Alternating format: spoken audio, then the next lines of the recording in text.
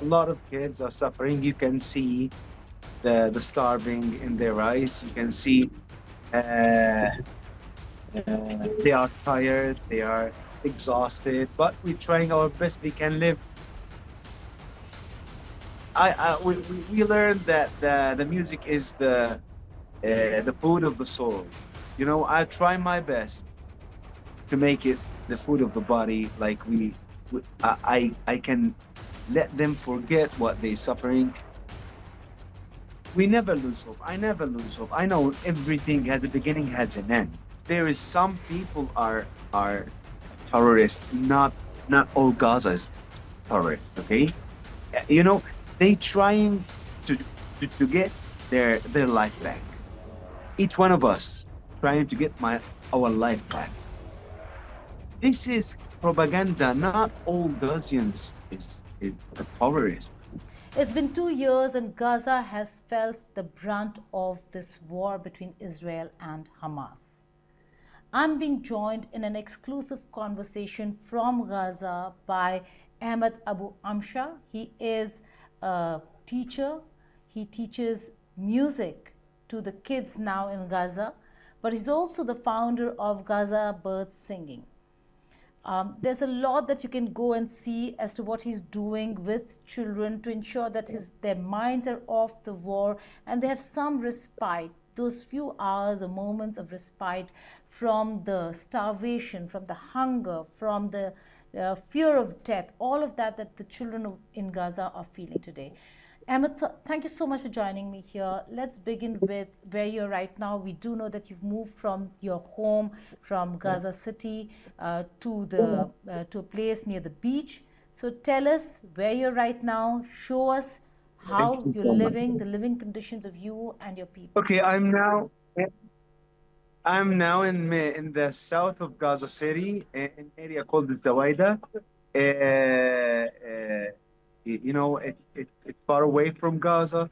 Uh, there's no places here, so I live now in the beach because there's a lot of people here, and I have.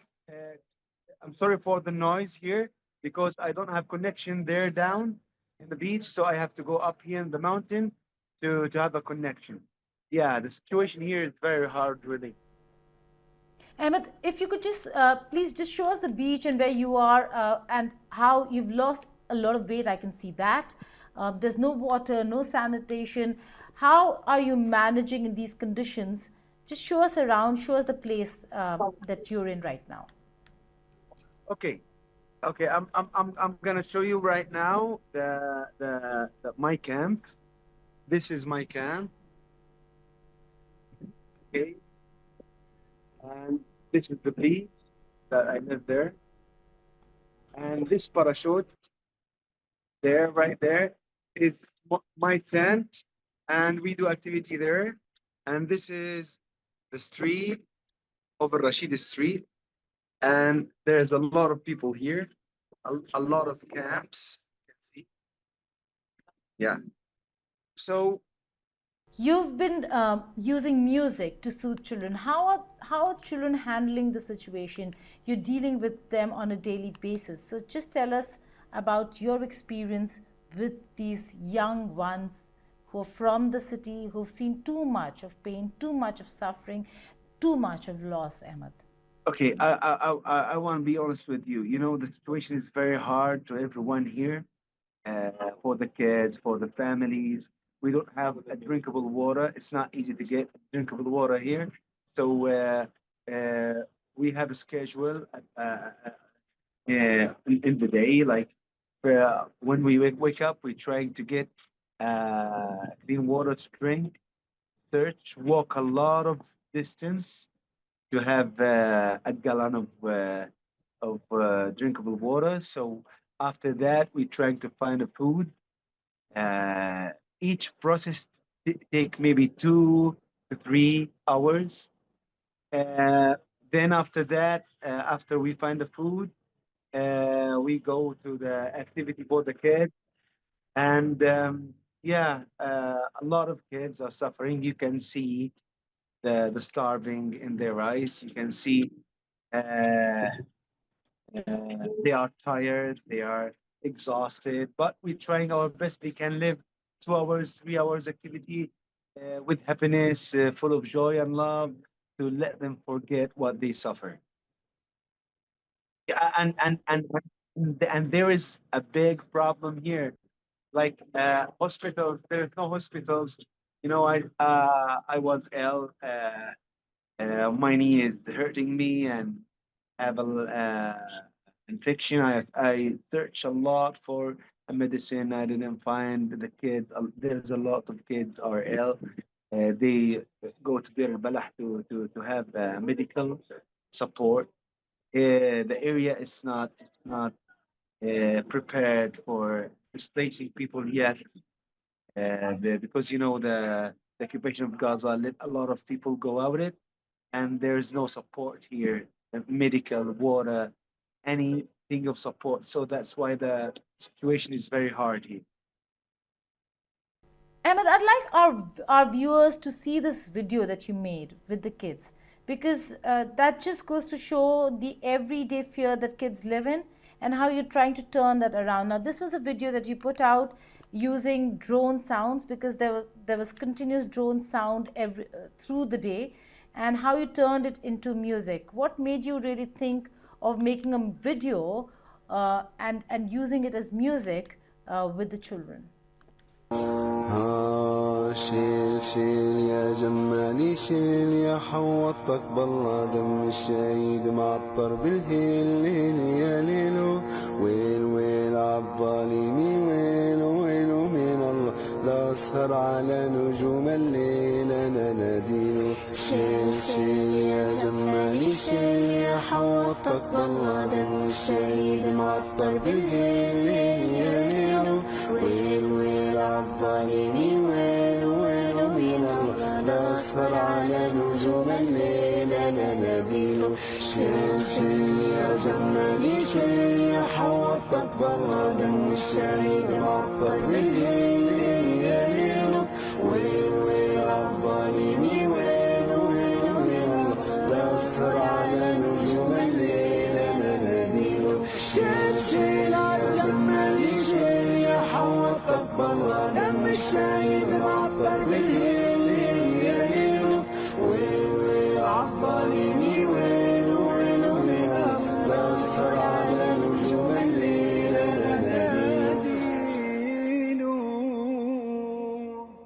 Okay, about the drone, it's always exist. Like 24 hours, the drones exist. But sometimes it's gonna be quiet and sometimes it's gonna be loud. Once upon a time, we have a, uh, activity with the kids, and the drone was very loud, and the kids told me, "Mister, please stop. We can't hear you. The drone sound is very loud. It's annoying. It's terrible. Really, it was very, very, very loud." So I told them, "No, we will not stop. We're gonna sing with it." They told me, "How we gonna sing with it?" I told them, Okay, let make it like like a ground music, holding one note, like and we're gonna sing with it like shel shel ya jamali shel. It's gonna go like So they love the idea, and we sing it, and I grab my phone and record this song. I I I never imagined that video. I wake up in the morning, 1 million views. Oh my God! It's like any video, but all the people like this video really, because we are trying to escape from what we're hearing, what we're suffering, to turn something bad to something good and beautiful. Life has been very difficult. How is everyone handling scarcity of food, especially children? How are they managing this hunger, starvation? What do you really tell them? Because they don't really understand geopolitics and why they've been hit with Okay, this. okay, Why are they suffering? So, how do you manage? What do you tell them? okay. We okay. The situation of food now it's better than before, but it's very expensive. It's not easy to get uh,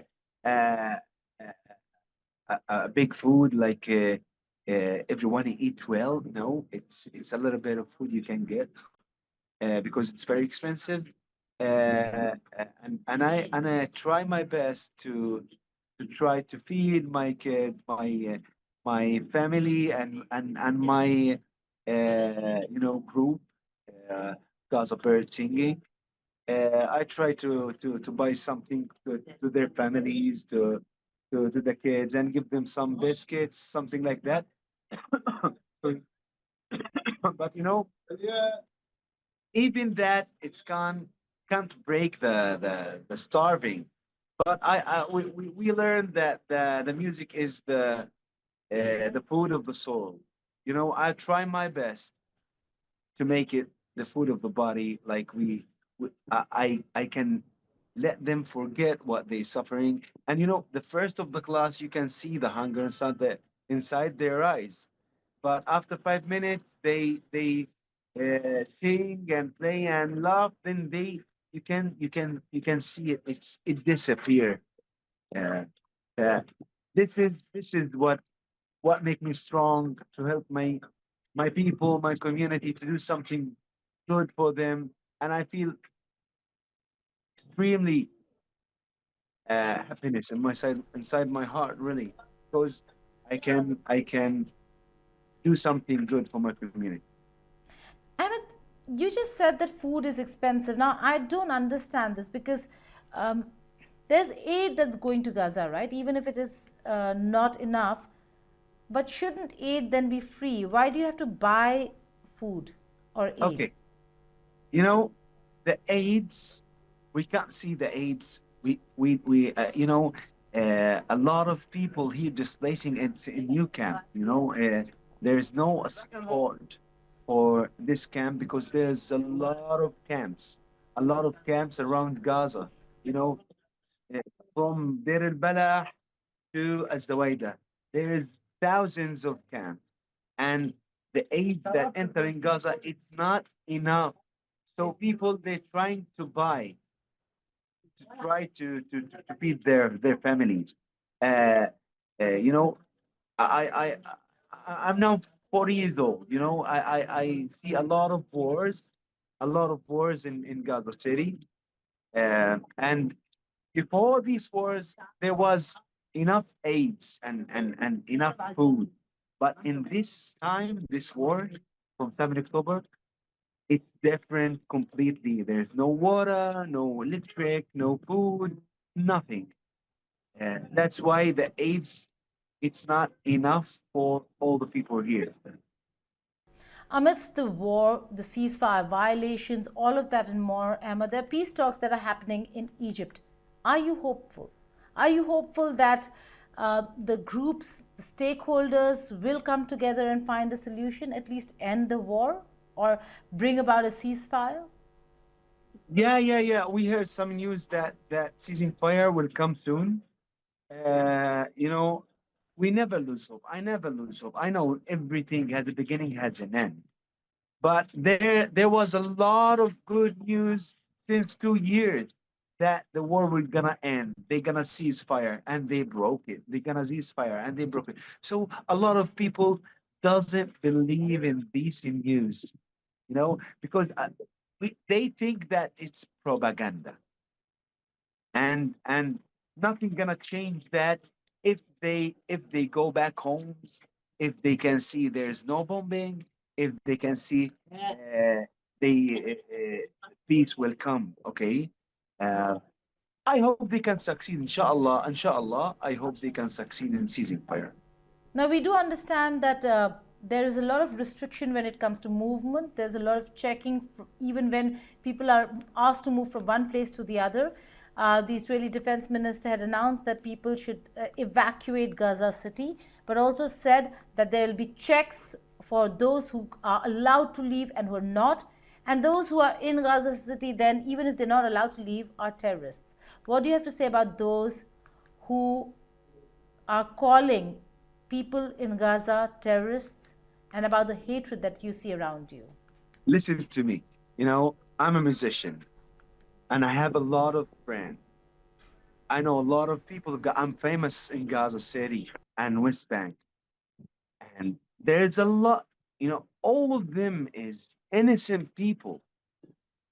They're trying to live. We have, you know, if there is some people are terrorists, not all Gaza is terrorists. Okay, you know, they trying to to get their life back. Each one of us trying to get our life back. Resistant, it's another uh, issues. We don't like killing and shooting, and we are innocent people. We go to work, we eat, we have children, go to school. This is propaganda. Not all Ghazians is a terrorist. It's it's that real that 2 million people are terrorists. It's propaganda, really. This is a tough one, Ahmed, because you have suffered loss, but describing it would be another thing. But if you can, please tell us what's the kind of personal loss that you've seen around you um, and your people have experienced so far. This is just for the world to know what each Gazan has been experiencing on the ground.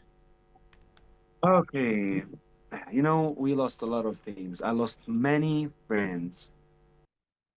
This is the big l- loss thinking. A lot of neighbors, a lot of nephews, a lot. This is a genocide, really. They explode all the block. I want to tell you the story from the beginning. I'm from Beit Hanun, and we received a call at 3 o'clock in the morning that leave immediately. We ran away without shoes, without taking anything. After 5 minutes, they blow all the block. There was people there. They died. I lose my home. I lose my studio. I lose everything. When the war is finished and I will go back to Beit Hanun, I have nothing. So each one here in Gaza, he's lost everything that he has. His home, his work, his business, nothing remains there. And they destroyed all the buildings.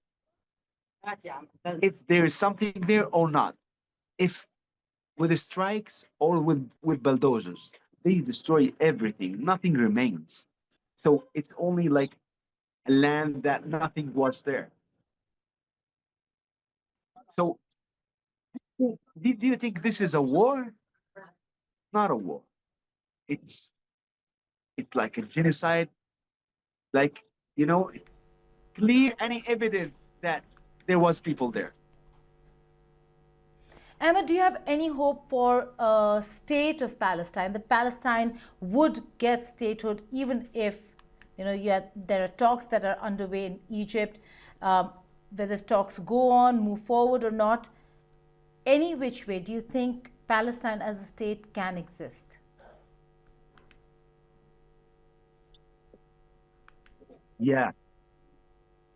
Yeah, yeah. I believe that. Uh, I told you we are innocent people. We don't uh, we not doing anything wrong, and we're trying all my best to spread peace and love and joy, even in these circumstances. And there is a lot of darkness, but there is a spot of light that told me that there will be a state of Palestine. They're gonna, the peace gonna come, and this war will end. And do you think Trump's intervention will help? Yeah, yeah, yeah, yeah. You know, France, all the countries. Then you know, I have a lot of friends from France, from all the countries in the world. They standing by us. You know, a lot of governments standing Palestine. Not a lot of them. Some governments that standing Palestine, and you know, thanks for the government of France. They stand always standing by us, and they are always talking about trying to you know to say that we're gonna spread peace in the Middle East, and there's two countries, Palestine and Israel, always standing by us and always saying that. So a lot of people are standing in the street. I think, Ahmed, you heard France, but I meant Trump, U.S. President Trump. Do you think his intervention can bring about Trump, peace? okay. You want to know what Yes. inside me, what I'm thinking, what I'm imagining? Okay. You know, there's a lot of people have a different knowledge. I don't believe what Trump says. That's he says a lot of things and nothing happened. He since the war he said I want to stop all the wars in these worlds and nothing happened. And I hope if he wants to take the Nobel of Peace, it's gonna be this war. Maybe for something for him, I think. But after that, Israel gonna continue the war or they're gonna stop the war? I don't know. But I hope that they will stop it. Trump will stop this war. Let's talk logistics then. We're going back to the people and how difficult it has been for people to really move. Now, if you could just explain to us who gives the information about movement, how do you decide where to move from, when to move, and where to set up your tent next? Okay. Okay. Uh you know, we was in in the middle Gaza City, in the center of Gaza City, and told that we wanna occupy. It's take 10 days to take a decision to leave or to stay. All people there, they say we want to stay here. We don't have place to go. We don't want to go to the south because you know south is a big place and there's no hospitals. There's nothing there and there's no water. So they are suffering in the south. So they decide to stay in the middle of Gaza. After the bombing is coming uh, you know they told they're gonna blow all the towers in the middle of Gaza. I take a decision. You know, I make a community. You know, the families of the kids that I teach and all the people around me are displacing with me because they love what their kids doing with me. So I took a decision, told them, guys, now we're gonna leave. They told me where. I told them I don't know. So we're gonna leave Gaza. I go to Deir Balah to check a place that I see, and it's not enough. So I told them, hey guys, we don't have a big space, so we have to go to the Zawaida and on the beach. It's hard to live in the beach, you know. There's a lot of wind, a lot of cold. Uh, but we don't have choices. So I take my family and the kids' family and go back to the Zawaida and we put our tent there on the beach. And the second day, a lot of papers drop in Gaza City, leave immediately. And the third day, there was no cars to go out of Gaza because a lot of people are displacing. They have their things, they have a lot of things, and each van cost $1 to $2,000. I evacuate early. I spent only $500 with my family, and each one of the family spend $300 to $500. It depends in the things that we have.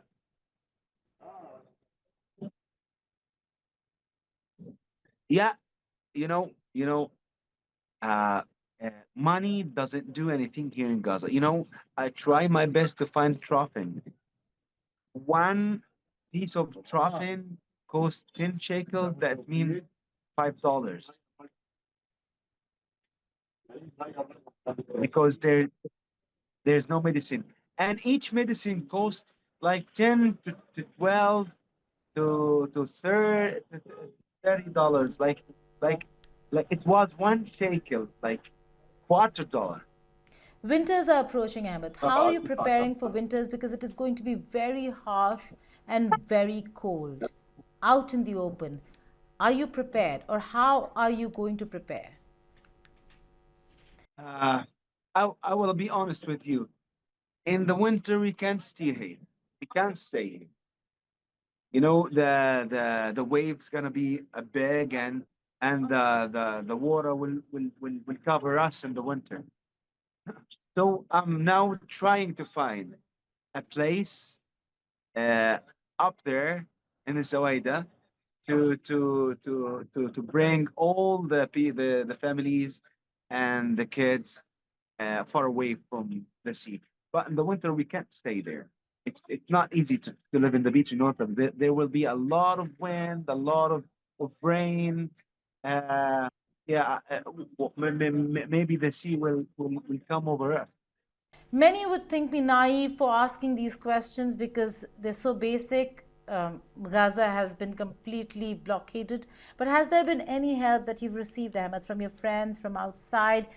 We know nobody can reach you, but what's the kind of support system or structure that you've had so far? Yeah, I make a campaign of GoFundMe. A lot of people helping me, sending me some money for my activity, for my colleagues, for the students, and we spend all the money. There's a problem with the money. They close all the borders on the money, so we try. It's not easy to get money to Gaza, and there's two problems. There's no banks here, so when you got the money in your wallet, in an app wallet, in the mobile wallet, and you're gonna get it cash, you have to pay 30 to 50% of the money. $1,000, you take it 500 to get it cash. Okay, there's no lot of people working with the wallets, electronic wallets or bank apps, because there is no internet, there is no connection, there's no electric, so they use the cash. So you have to pay a percentage for get it in Gaza in your wallet, and you have to pay another percentage to get it cash. So $1,000, you take it 500, $400, and everything is expensive. Like 1 kilo of flour costs you right now $10. Uh, it's very terrible, really. Money doesn't do anything. If you have $1 million, like you have two, two, $200,000, this is what is happening. Finally, Ahmed, I know you're a musician working with people, but there is a lot of politics there as well.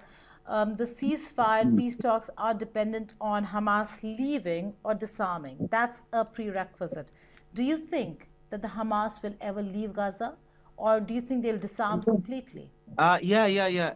It's better to leave, because if it's gonna be here, I think the war will continue. And I don't know.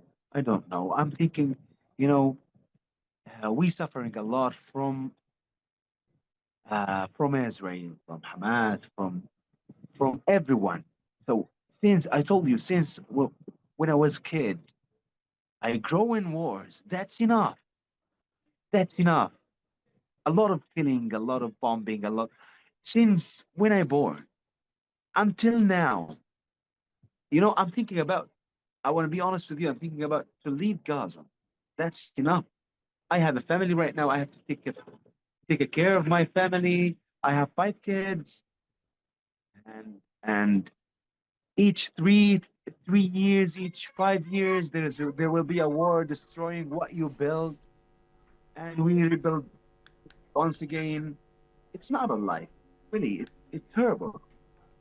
Then, do you think the Palestinian Authority, Mahmoud Abbas, who you also call Abu Mazen, can reunite West Bank and Gaza? Or are we looking at the governing council with Tony Blair over there to decide the future of Palestine? What do you think can be the future of Palestine over here?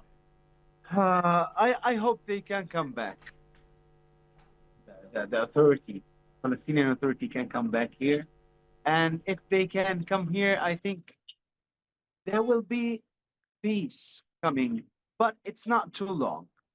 I know it's not too long because they want to destroy any idea of the Palestine state. Israel doesn't want no Hamas, no Palestine Authority, Mahmoud Abbas, nothing here. I don't know a lot of these things, but I hope there will be uh, someone come here and he can take care of these innocent people. Anyone, doesn't matter. Ahmed Abu Amsha, thank you so much for taking out the time, speaking to us. We are only hoping and wishing and praying for your safety, and only Thank you so much. hoping that you will come out of this, your Thank family, you your so much. loved Thank ones, your you. friends, and Thank you so every much. Gazan comes out of this crisis alive. To maybe be able to build a future, not just for Gaza, but for Palestine as well. Thank you so much.